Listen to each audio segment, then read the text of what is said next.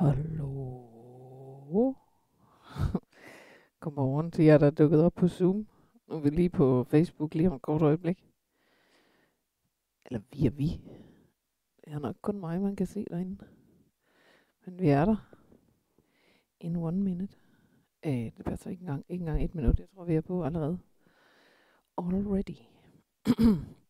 Til dig, der ikke lige er med til live sendingstidspunkt, så er det nu, du lige kan spole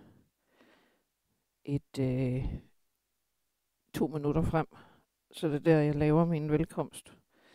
Til dig, der sidder med live og hører det her, kan du bare vide, du kan nå at sætte håret, du kan lige nå ud og tisse, du kan tage en tår kaffe, hvis du kører den slags inden træning.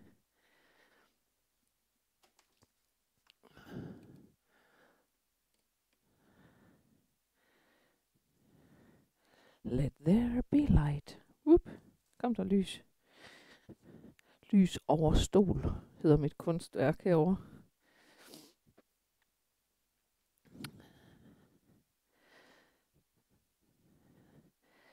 Jeg kunne godt tage sådan en have strømper på dag, for variationens skyld. Nu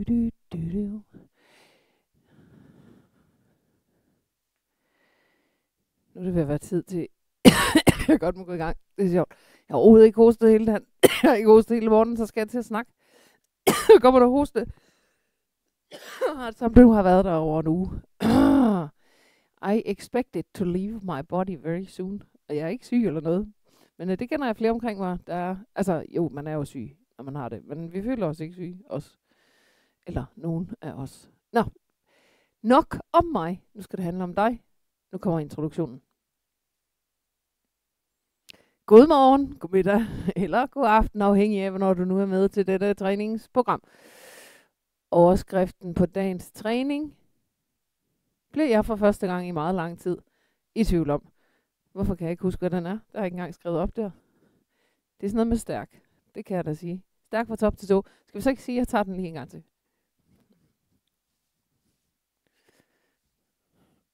God morgen, god middag eller god aften, afhængig af, hvornår du nu er med til dette træningsprogram.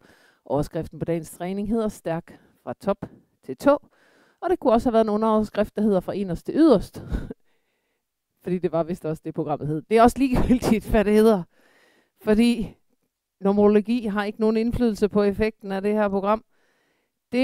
Det handler om, det er selvfølgelig at blive så stærk som muligt, og derfor gælder det om at træne på så mange forskellige måder som muligt, som kan udfordre vores muskler. Og en af de måder, vi skal træne på i dag, er med en kettlebell, som med vægte, håndvægte, vægtstænger, whatever vægte. Så er det god idé at have flere forskellige vægtklasser i nærheden, hvis du har. Hvad er sandsynligheden for, at du har flere vægtklasser? Ikke så stor, men jeg siger det bare så tit, fordi for dig, der gerne vil træne hjemme og have mest muligt ud af det, der er det simpelthen sådan en god idé at bare få investeret i de der vægte stille og roligt. Det behøver jo ikke at ruinere sig, fordi man skal have et hjemmetræningscenter. Men så man lige har lidt forskellige vægtklasser, så kan man altså træne ret optimalt. Har du en kettlebell, ja, så er det den, du skal træne med til dagens træning. Til dagens træning kan vi løfte en ret tung vægt til de øvelser, jeg har valgt. I hvert fald i starten, fordi så kan det godt ske at blive træt undervejs, og så vil vi måske godt lige have lidt lettere vægt. Og så kan det være, at du står og tænker, it's my lucky day, så kan jeg jo ikke træne med, for jeg har ikke nogen kettlebell. Men man kan altid bruge en håndvægt. Der vil være nogle af øvelserne, hvor det er ikke så nemt at bruge den. Men i de fleste øvelser i dag, kan du også lige så godt bruge en tung håndvægt. Så det tungeste udstyr, du har, en håndvægt i din nærhed, så tag den, og så have din lettere kettlebell i nærheden. Så kan du bruge den til, når vi skal lave kettlebell-relaterede øvelser. Der er jo nogle øvelser, der er lavet til den. Men det skal jeg ikke tale mere om nu, fordi vi skal altså til i gang. Så lad os se at komme i gang. Stå med parallelle fødder. Flet dine hænder. Tag dine hænder om bag nakken. Træk dine albuer bagud. Tag en dyb indånding. Pust ud. Tag hænderne ned til brystet. Og sænk lige skuldrene og sænk albuerne. Træk så armene den modsatte vej. Hænderne hele vejen om bag nakken. Træk albuerne bagud. Træk vejret ind. Tag hænderne ned foran kroppen. Og pust lige helt ud. Tag hænderne om bag nakken. Træk vejret ind. Træk albuerne bagud. I det du trækker bagud, der skulle det der gerne ske med din krop. Og så trækker du hænderne ned til brystet. Og så trækker du hænderne om bag nakken. Træk albuerne bagud. Træk vejret dybt ind. Det behøver ikke at lyde sådan. Det er bare fordi, jeg prøver at lave lydeffekterne til dit liv. I hvert fald dit liv lige nu. Så tager du lige et par runder mere. Hænderne bag nakken. Og så hænderne ned igen. Så får vi nemlig gang i skuldrene. Men vi får også hele rygsøjlen til sådan at vride sig rundt. For du kan ikke få hænderne derom, hvis du ikke kan bevæge din rygsøjle. Nu skal du tage armene ned langs siden. Du skal lige løfte skuldrene op til ørerne. Og lad dem falde ned. Løft skuldrene op. Lad dem falde ned. Lift dem op. And then let them fall down. Godt. Så laver du cirkulationer med dine skuldre. Så du løfter dem frem, så op, så tilbage, så ned. Så frem, så tilbage, så op, så ned. Og så gør du den modsatte vej. Kan det være, du tænker, kommer der ikke noget musik i dag? Nej, jeg skal lave sådan beatboxing med Grand Prix touch. Har jeg bestemt. Så skal du armene ned langs siden. Og så skal du lave sidebøjninger. Først til den ene side.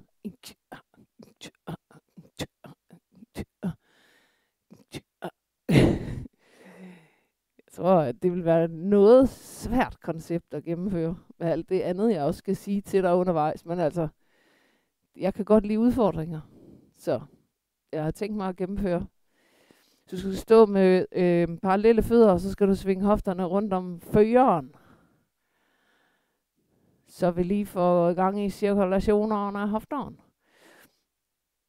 Så den her øvelse, nu fokuserer vi jo på hofterne her, ikke? Men hele kroppen er sådan involveret. Alle ledene i stort set hele kroppen, du skal svinge hofterne modsatte vej rundt. Der ændres trykket inde i ledene, når vi laver de her cirkulationer. Det er derfor, vi gør det. Og det tænder sådan nogle, det er som om, så går der sådan nogle små mænd derinde, eller personer. Du skal cirkulere dine knæ rundt omkring dine fødder. Så går de og tænder på en masse knapper, sådan at nervesystemet og musklerne, de bliver bedre til at samarbejde, fordi der ligesom kommer bedre signal igennem. Så skal du gøre det modsatte vej rundt. Knæene rundt omkring dine tæer.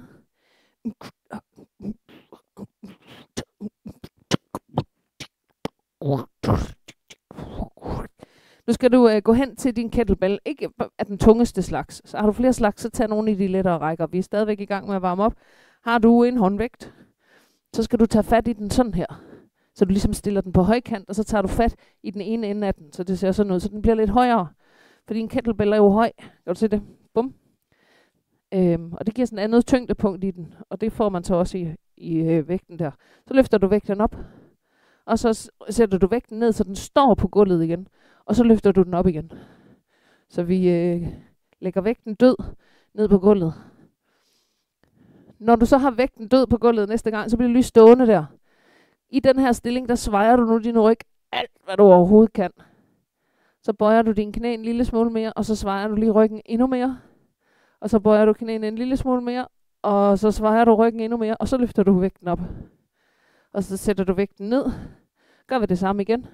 Stræk dine ben så meget som du kan, når du står her, kan jeg vel godt sige. Svejser din ryg så meget som du kan. Bøj så din knæ lidt. Svejser din ryg. Bøj så din knæ. Svejser din ryg. Så, bliv stående her. Mærk lige den her stilling, fordi det er vores stilling, vi skal ned til næste gang. Okay? Helt herned. Så nu retter du dig op, og så bøjer du helt derned, hvor du står med bøjet ben, svej ryggen, løft brystkassen væk fra hofterne, så strækker du dine ben igen, og så sætter du vægten ned, kommer ned, find den der stilling igen, hvor du føler, du har overdrevet din spænding i ryggen, når du står der, og så du kan komme til at bruge ballerne til at løfte den der vægt op. Har du en tungere vægt, så er det nu, du skal tage den. Og så laver vi samme øvelse, bare med en tungere vægt her. Så, læn dig frem, nedad med bagdelen, svej ryggen, så du føler det helt overdrevet, sådan som du står. Og så helt ned, stå død der med vægten igen. Næste gang du har strakt dine ben, så bliver du stående der. Så sender du vægten rundt omkring din krop.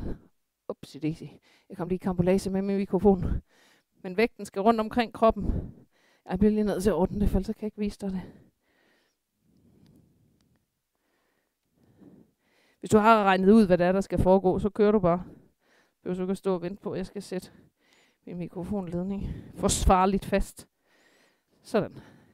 Ellers se her. Send vægten rundt omkring kroppen. rundt omkring kroppen. Det er en lille smule sværere med en håndvægt, men find en eller anden måde, hvor du kan gøre et eller andet med vægten i dine arme hernede. Godt, nu skal du svinge den modsatte vej rundt. Other way around.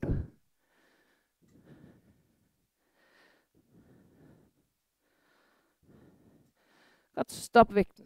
Nu skal vægten en runde hver vej. Nu starter med at svinge den ene vej, så svinger vi den anden vej. Og den måde, vi stopper vægten på, det er selvfølgelig med den ledige arm. Så den lige hjælper med at stoppe kuglen, der er på vej rundt om jorden. Og det, du så gerne skulle kunne mærke her, det er, at man skal bruge ret mange kræfter. Både på at sætte vægtsvingningerne i gang, men jo også på at bremse den igen. Skal man bruge musklerne til det? Ja, det kan jeg da love dig, hvor man skal. Er det sådan her bodybuilderne, de står, når de skal træne op til en konkurrence? Nej, det er det sandsynligvis ikke. Det kan da godt være, at de indimellem gør det, fordi de godt vil gavne deres ryg og mave og skuldre og noget, men de gør det jo ikke for at få store muskler. Så stærk er jo mange forskellige ting. Godt, næste øvelse, opvarmningsøvelse, det er at tage din kugle op sådan her, eller tage håndvægten op foran kroppen. Stå med fødderne skråt ud til siden. Og så bøjer du ned i dine knæ. Pres knæene i retning af tæerne. Sænk din bagdel. Stræk dine ben igen. Tag en indånding. Pres knæene ud i retning af tæerne. Udånding. Stræk benene. Kom op og stå. Så vi laver en squat, som vi stille og roligt kommer dybere og dybere ned i. Så det gælder om her, det er at få bagdelen så langt ned, som du kan. Kan du få bagdelen nærmest helt ned til gulvet, jamen så gør det. Men det er også okay, at nogen af os vi lige skal have varmet vævet lidt op her, inden vi kan komme i gang. Okay, sæt din vægt. Vi skal lave hver øvelse i 45 sekunder. Vi starter med 4 øvelser, vi skal igennem dem 3 runder. Første runde bliver sådan en mellemopvarmningsøvelse eller runde. Så vi lige bruger tiden. Sagde jeg 45 sekunder? Det passer ikke. Det er 40 sekunder i hver øvelse, 15 sekunders pause. Men det er jo sådan set nærmest næsten ligegyldigt, ikke? Og så alligevel ikke. Det er derfor, jeg gør det. Nå. 4 øvelser, 3 runder. Første runde, mellemopvarmning. Det vil sige, der giver vi den ikke fuld hammer. Det gør vi i de 2 næste sæt. Og så efter det, ja, så kommer der selvfølgelig lidt mere. Vi kan jo ikke nøjes med 12 minutters træning. Jeg har indspillet noget af min beatboxing. Så det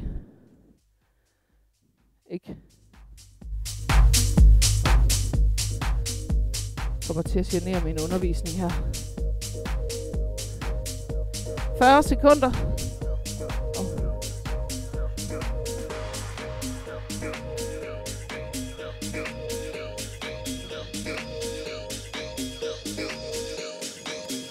Og så står du helt sikkert spændt og venter på, hvad er øvelse nummer 1.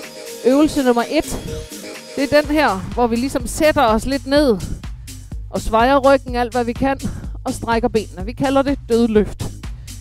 Så hænderne ned til gulvet, op igen. Er din vægt lidt let, så du tænker, okay, så får jeg så heller ikke så vanvittigt meget ud af det her. Så sætter du bare tempoet op, men du skal koncentrere dig om de der yderpunkter.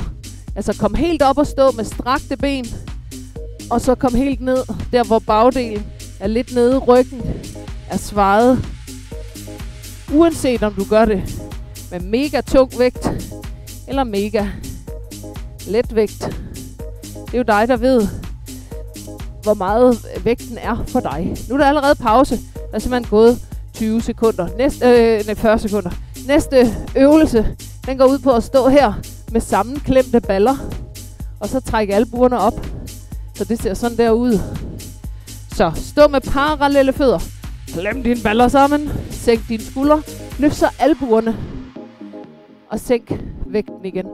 Jeg skal lige sige, her skal du slet ikke fokusere på at trække vægten med op. Du skal fokusere på at trække dine albuer med op. Det er det eneste. Vægten kan jo ikke undgå at komme med op, når du trækker dine albuer. Og så skal du stoppe, når dine hænder er lige her ved brystet. Ikke op ved halsen, her ved brystet. Det er simpelthen fordi, når man skal lave den her øvelse mange gange, altså ikke i dag, men sådan over et liv, så er det bedre for skuldrene, at man ikke løfter højere op. Og der er ingen grund til det i forhold til musklernes styrke. 3, 2, 1. Godt, vægten skal ned på gulvet. Næste øvelse, det er enarms dødløft. Det vil sige, at du skal ned og have fat i vægten. Ret dig op. Sæt vægten ned. Tag den anden hånd på. Men teknikken er jo den samme, som da vi lavede med 2 hænder før. Så når du er klar, så skal du gå i gang. Så vi skal ligesom ned og hente vægten ved at bruge vores ben, ved at sveje ryggen, ved at trække brystkassen væk fra hofterne. Så det er hele bagsiden ligesom er spændt op, inden vi tager fat i den der vægt. Så skiftevis den ene og den anden. Pust ud, når du trækker op. Og så her igen, hvis din vægt er lidt let, så er det jo en note til dig selv om at få fat i en tungere kettlebell. Ikke? 3, 2, 1. Så er der pause. Næste øvelse. Er det ikke sikkert, at du har så meget lyst til, at vægten den skal være den tungere slags? Men det kan der være. Der skal du have den her foran dig, som sådan en klokke. Vi skal lave squats. Du skal stå med fødderne skråt ud til siden. Værsgo, og bøj knæene.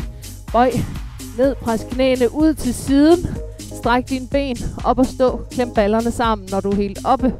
Tag en indånding, når du bøjer ned. Udånding, når du strækker for at komme op igen. Se, nu kører jeg jo i sådan et rimelig roligt tempo, kan man godt sige. Hvis du tænker, det kan jeg da gøre meget hurtigere, ved du hvad, så skal du altså gøre det. Men det gælder om at komme ned her, så bagdelen kommer ned. Rigtig gerne ned under knæhøjde, hvis knæene overhovedet tillader det. Eller smidigheden. Det kan også godt være den, der ikke tillader det. 3, 2, 1. Så er der pause. Godt sæt vægten på gulvet. Det var opvarmningsrunden. Nu går vi i gang for alvor.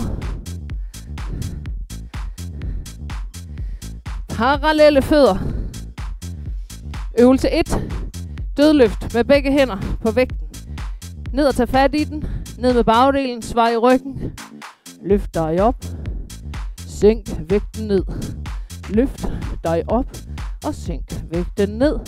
Enten i det tempo, eller et helt andet tempo. Det, der er vigtigt her, det er jo teknikken. Og så kan man jo arbejde med at gøre det hurtigere og hurtigere efterhånden, så man bliver stærkere.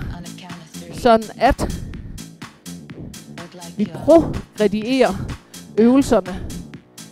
3, 2, 1. Så er pause. Kan du huske, hvad øvelse nummer 2 er? Jeg kan sige, det er noget med albuerne, hvis du lige mangler et lille hint. Spred dine tæer, sænk dine skuldre, løft hovedet. Så skal albuerne trækkes op. Hænderne skal stoppe, når de er ved brystet. Og så ned igen. Og så kan det være, at du tænker, jamen bryst for mig, det er vidt. Det er vidt forskellige områder. Det kan være nede i navlehøjde, hvis vi går efter brystvorterne. Og hvis jeg ligger ned, så kan det godt være op ved siden af mine kinder. Men vi går efter det, der det anatomisk defineres som dit bryst, og ikke babernutte. Det er her, hvor dit brystben er, så hænderne skal maks dertil. Så skal de ikke højere op. Hvis du kommer derop, det er ikke farligt. Det er heller ikke forkert. Det var ikke særlig godt for skuldrene i længden. Det er ikke noget med, at du smadrer dem i dag. Nu har du pause. Nu har jeg vist fortalt nok om de albuer. Okay, næste øvelse. Parallelle fødder. Vægt og hives op med en arm og sættes ned igen. Den gode teknik. Værsgo. Her starter vi. De 40 sekunder er startet. Der kan godt være nogen af os, der på en måde har lettere ved at løfte vægten, når vi løfter den op med en arm. Fordi der kræves ikke helt så meget, eller den samme smidighed, når du skal ned og have fat med en arm. Fordi man ligesom kan dreje kroppen lidt. Man kan justere lidt i forhold til, når man har fat med begge hænder og står med parallelle fødder. Så hvis du føler dig sådan lidt overlegen her, og du tænker, hold da kæft, jeg er faktisk stærkere med en arm, end jeg er med begge, så kan jeg bare sige, at det er ikke usædvanligt. Det er som regel et tegn, når man er lidt stiv. 3, 2, 1. Så er der pause. Nu er det 10 til squats. To the squats. Så tag vægten op. Tag albuerne lidt ud. Sænk dine skuldre. Fødderne peger skråt ud til siden. Røven skal i gulvet. Værsgo. Eller måske ikke helt i gulvet. Det kan godt være, at det lige var en lille overdrivelse for at få det til at lyde utrolig godt. Røv i gulvet. ved jeg ikke engang. Lyder det godt? Er der noget tidspunkt, og det lyder godt at sige det? Ja, så fik jeg lige min røv i gulvet. Okay. Så det er ikke sådan en powersætning i ens liv. Så er der 13 sekunder tilbage. 8 sekunder. 4, 3, 2. Ja. Det var anden runde. Nu er det tredje runde. Har du flere vægte at vælge imellem, så husk lige at få valgt rigtigt nu. Det er sidste runde. Det er også her, vi er mest klar. Nervesystemet er mest klar. Vævet er mest eftergivelig. Øvelse 1. Dødløft med begge hænder på vægten. Læn dig frem. Ret dig op. Husk at få bagdelen ned. Sådan at du skal tænke på, at alt vævet på bagsiden skal strække sig så meget ud som muligt. Og det gør det ved, at du bøjer knæene. Og ved, at du læner dig frem. Og ved, at du svejer ryggen. Og så trækker det sig sammen, når du trækker den der vægt op. Og så tjek lige, kunne du egentlig gøre det lidt hurtigere, for der er 10 sekunder tilbage. Så er der 4 sekunder. Bliv ved. 3, 2, 1.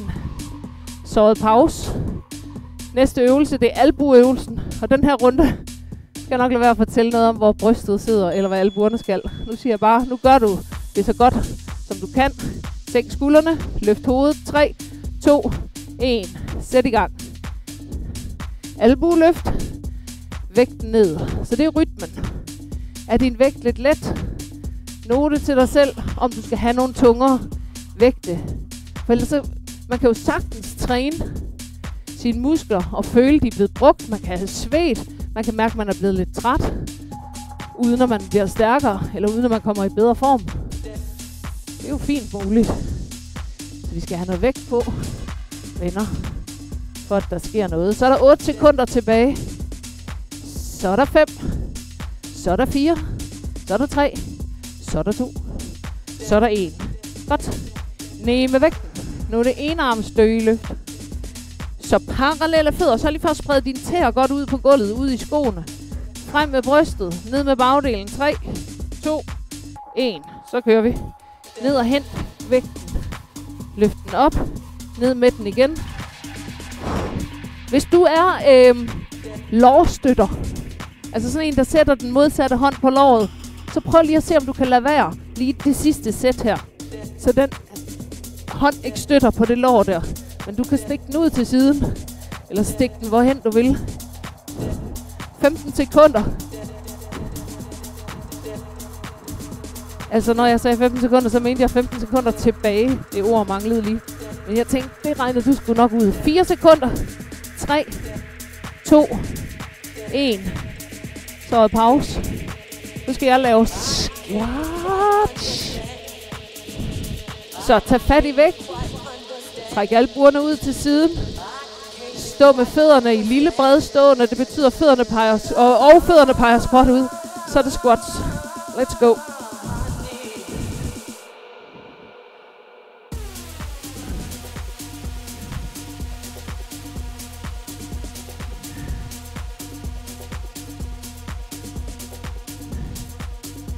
Tag en indånding, når du bøjer. Udånding, når du strækker. Tænk så på at skubbe op igennem hele foden, så det ikke bliver indersiden af foden. Det ikke bliver tæerne, der skubbes mest ned. Hele foden. 5 sekunder. 3, 2, 1. Så pause. Okay. Now the fun is going to begin. Okay, du holder pause. Jeg viser, hvad den næste øvelse er.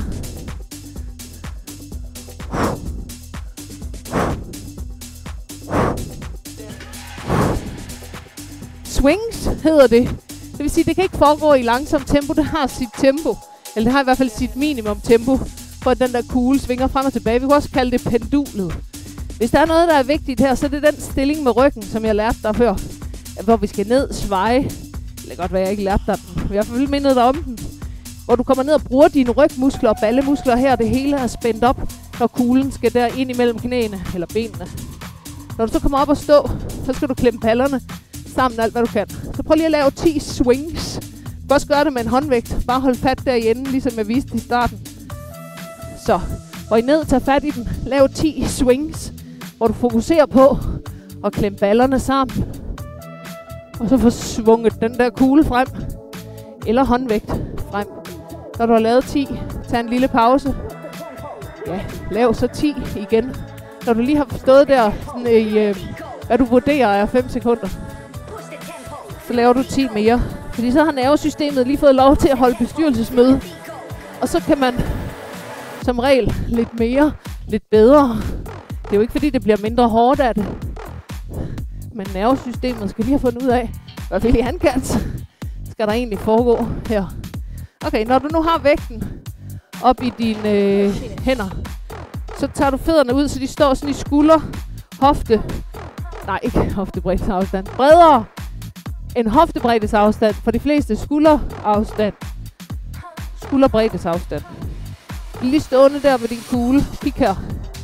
Vægten ned under benet. Op og stå her. Vægten ned under benet. Op og stå med den her foran. Så lad os lige gøre det nogle gange. Gå I ned, tag vægten under benet. Ret dig op. Og så kan du lige nu vurdere. I teorien kunne du så tage en tungere vægt til det her.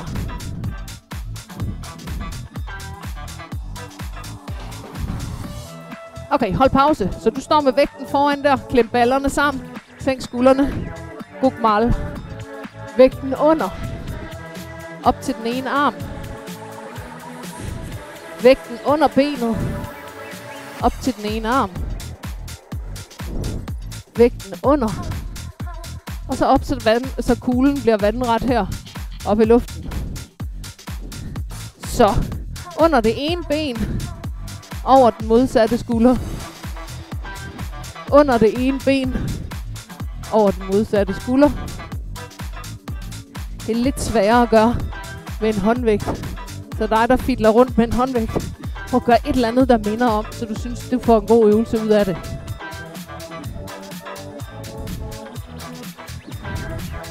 Okay, sæt vægten ned. 40 sekunder af hver af de her 2 øvelser. Vi skal bare igennem 2 gange. Det vil sige, jeg vil have, at du fokuserer dig fuldstændig til de 2 øvelser. Og tænker, jeg giver den alt, hvad jeg har, på at holde mig i gang. Hold øvelserne flydende.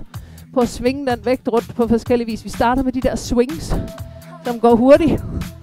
40 seconds. Og så kommer den her øvelse her bagefter. Det er bare 2 runder. Det vil sige, det er lige under 4 minutter, vi skal bruge på det.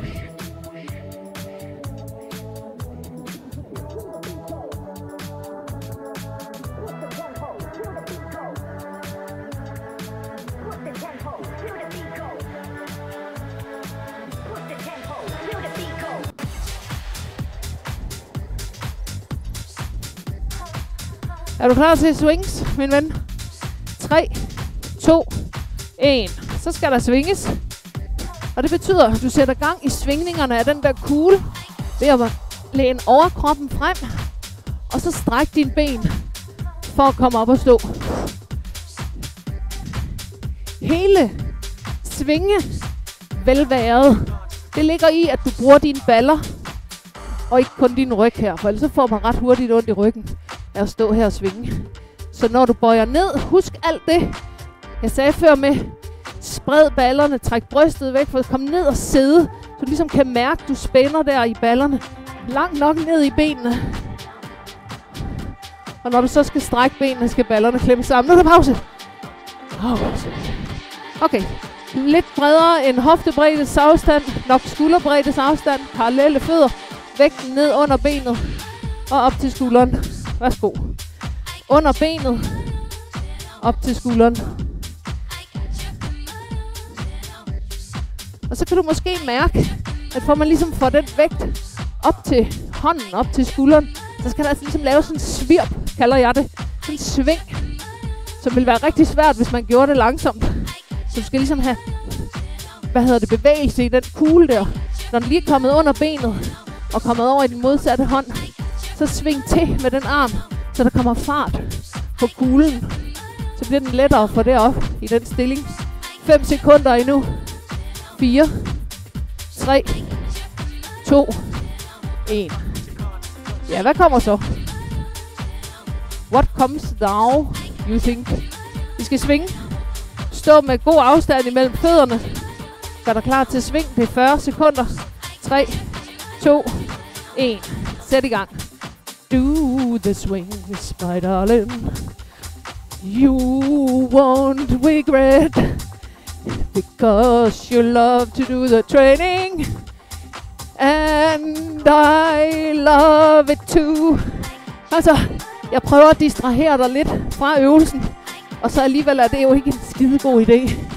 Der er 15 sekunder igen. Kom så. Sørg for at strække dine ben godt. Eller hurtigt. 3, 2, 1. Halleluja. Jeg kan altså være at synge mere. Det kan jo skabe dårlig stemning derude i de små hjem. 4 sekunder. 3, 2. Så skal vægten under benet. Værsgo, sæt i gang. Under benet. Op til skulderen. Og så husk lige så snart vægten har skiftet hånd dernede under benene. Så skal der altså sving i den. Upsi. Upsi, upsi. Hvis du er ved at være rimelig træt ned over lænden, så vil jeg bare sige, det er helt normalt. Det er ikke fordi, du gør noget som helst galt. Den arbejder jo på højtryk. Det er jo midten af kroppen, der hele tiden bliver bøjet frem i dag. Eller skal sørge for, at du holder din ryg stabil. 4 sekunder. 3, 2, 1. Okay, vi er færdige med det. Hvis du tænker, jeg har simpelthen så travlt. Jeg kan ikke nå mere. Så kvitter du bare lige her. Så hopper du fra. Eller så er der lige 3 minutters træning tilbage. Hvor vi ikke skal bruge kettlebellen. Den skal bare stå der. Som et trofæ, vi har vundet. Du skal ned, og du skal bruge din træningsmåtte. Du skal rulle den ud. Det er 3 minutter mere for dig, der lige vil lidt mere. Who wants a little more?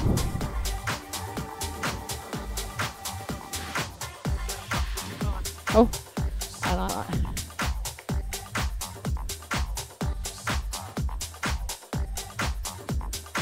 Undskyld, det er mig, der trykker forkert herovre. Sådan, vi er klar. Okay, så træningsmåtten ligger her. On the floor. Vægten er derovre.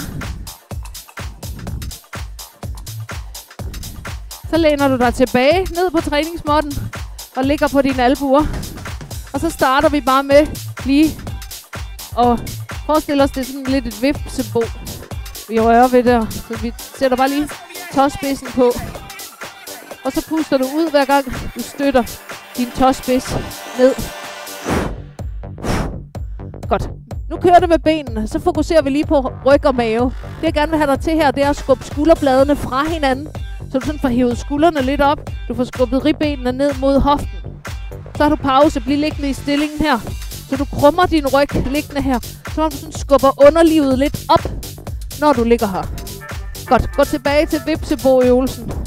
Så tåspidsen ned på vægten. Godt. I stedet for at den kommer derned, så sætter du den ned på, eller fødderne ned på hver side af vægten i stedet for. Og så ændrer vi det til hælene i stedet for. Hælene ned. Så kan du strække benene mere eller mindre, hvis du gerne vil have det hårdere. Jeg kan sige, at der er 14 sekunder tilbage, til du får en pause. Så du kan have, altså jo tættere op på bagdelen du har hælene, jo lettere bliver det. Men du skal have fødderne på hver side af vægten, for at få lidt afstand mellem benene. Som man siger, 3, 2, 1. Så er der pause. Bliv liggende her og øv dig på den der krumme stilling. Skub albuerne i gulvet. Skub ribbenene ned. Vipsebo-øvelsen igen. Start tæerne på din kettlebell. Krum din ryg. Hold spændingen. Tæerne ned på gulvet ved siden af din kettlebell eller siden af din vægt. Du kan sætte hælene på gulvet, hvis du vil i stedet for. Du kan strække benene mere. Og nu bliver det spændende. Den øvelse, du har gang i, den skal du nu gøre med begge ben samtidig. Så stræk du begge ben ud og sæt hælene i gulvet. Ja, så er det det, du skal. Havde du tæerne i gulvet tæt på kroppen, så er det det, du gør med begge ben. 3, 2, 1. Så er der pause. Ja, skuldrene bliver trætte, men de skal jo også trænes. Nu kommer sidste sæt. Vipsebo. Let's go. Men nu med begge samtidig. Begge samtidig. Vipsebo. Godt, så går vi til. Sæt fødderne ned på hver side af vægten. Du kan trække tæerne tættere ind på hofterne, hvis du tænker, jeg kan snart ikke mere. Og forsiden af mine hofterne bliver også trætte. Eller du kan sætte fødderne længere væk. Det er begge fødder samtidig. Jeg vil hellere have, at du laver, vi kan kalde det en lettere version. Og så kan du holde den spænding i din mave, end du laver en svær. Og så ligger du og svejer ryggen. 3, 2, 1. Så er der pause. Du kan godt se her. Hvis jeg ligger sådan her, når mine ben er derude, så vil jeg have noget mere kontrol over det, hvis jeg tog fødderne hertil. Og så havde kontrollen her. Det får jeg jo træning ud af. Det her, det får jeg jo fejlprogrammering ud af. Og ligge og gøre sådan. Men jeg kan da så sige, om jeg er sådan en, der strækker mine ben i den øvelse. Ja, men du er også sådan en, der så spilder tiden, kan man sige. Nå, jeg var på spildtid. Det har vi jo ikke tid til. Så nu skal du komme op og lige stå på alle 4. On all 4. Krum din ryg. Kig ind på maven. Træk bagdelen ind under dig. Og så træk næsen nedad mod skridtet, sådan at den øverste del af ryggen, at du kan mærke et stræk der, og måske kan du også mærke det ned over lænden.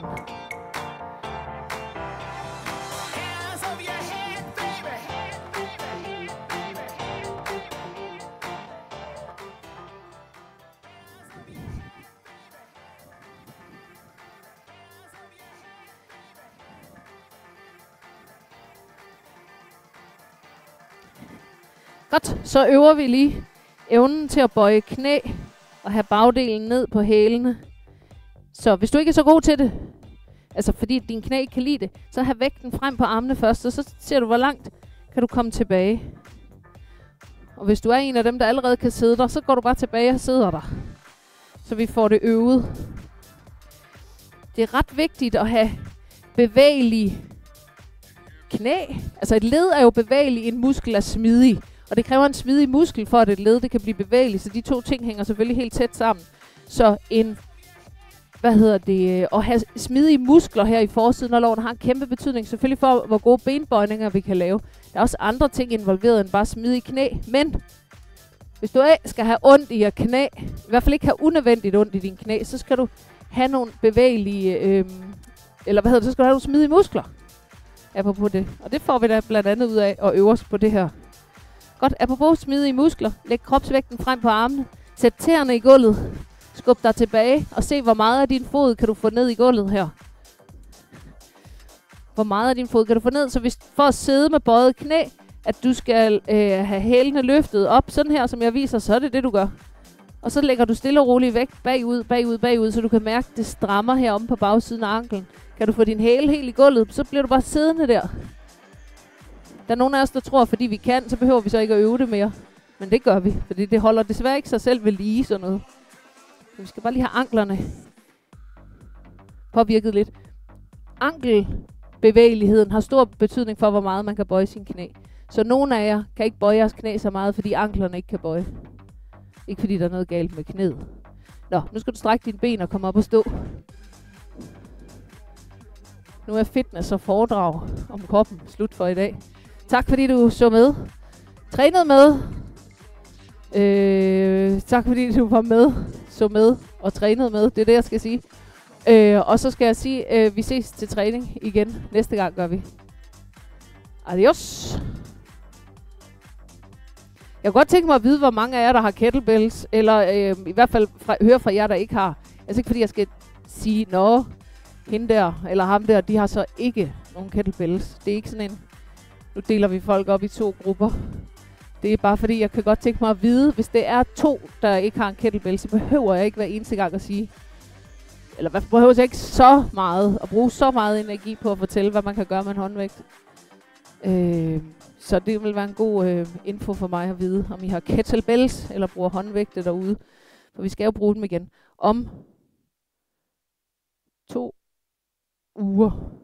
En 2 veckors. Por favor. Mette skriver super godt program. Herlig gensyn med kettlebell. Ja tak, det synes jeg også. Så dejligt at få denne gang. Jeg skal lige sige det sidste. Hvis du nu hører det her inden den 12. marts, så på den 12. marts, så kan vi så komme i den der kompromissøgning igen.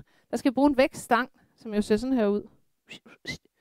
En vægtstang er jo vægt, der er fordelt ud som en stang, og ikke som en kugle eller som en håndvægt. Så hvis vi nu sagde, nu er det her en 7 kilos vægtstang.